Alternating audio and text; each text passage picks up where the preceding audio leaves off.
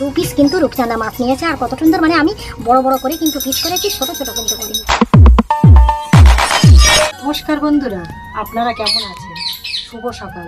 আমার জ্যোৎস্না ইউটিউব চ্যানেলে আপনাদের সকলকে জানাই স্বাগত। অন্যদিনের মতো কিন্তু আজকের একটা রান্নার ভিডিও নিয়ে চলে এসেছি আপনাদের সামনে। আমার খোকার বাবা কিন্তু প্রতিদিন কাজে যায়, আপনারা তো জানেন। এবার আজকেরও কিন্তু যথারীতি কাজে চলে গেছে। দেখে যে কাজ হবে না, মানে সবাই যায়নি, 4-5 জন গিয়েছে, তাহলে মালিক কাজ করাবে না। ফিরে আসতে আসতে বাজারে দেখে মাছ বসে আছে। এখান থেকে মনে মনে চিন্তা করেছে যে আমাকে সে এবার বলছে যে মনে মনে চিন্তা করলাম যে সেই যখন কাজ হয়নি তা মাছটা নিয়ে বাড়ি চলে যায়।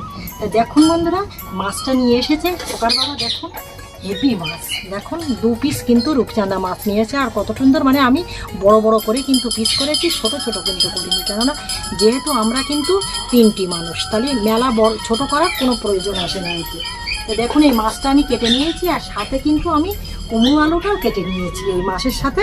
আর কুমড়ো আলুটা দিয়ে কি রান্না করবো, আর তার সাথে কিন্তু পেঁয়াজ লঙ্কাটাও কেটে নিয়েছি। দেখুন বন্ধুরা, এবার মনে মনে চিন্তা করছিলাম যে আজকে নিরামিষই রান্না করব।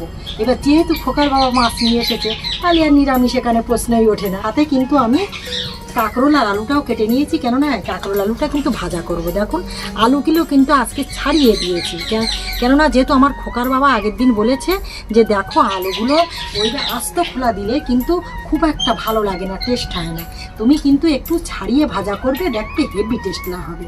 ওই জন্য কিন্তু আমি 3-4 পিস কাঁকরোল ছিল, সেই 4-5 পিস কাঁকরোল নিয়েছি, আর 2 পিসের সাথে কিন্তু আলু দিয়েছি, দিয়ে কিন্তু আমি কাঁকরোল আর আলুটা কেটে নিয়েছি। তা দেখুন বন্ধুরা, এই তরকারিগুলো রান্না করার জন্য যত তেল মশলা আছে সবের ভিতরে গুছিয়ে নিয়ে কিন্তু বসেছি আমি আপনাদের সঙ্গে শেয়ার করার জন্য। দেখুন বন্ধুরা, এই হাঁড়িতে কিন্তু আমি সোনামার জন্য লবণ খুঁটটা দিয়ে দিয়েছি, আর আড়া হাঁড়ির জন্য কিন্তু এটাও আমি রেডি করে বসে গিয়েছি।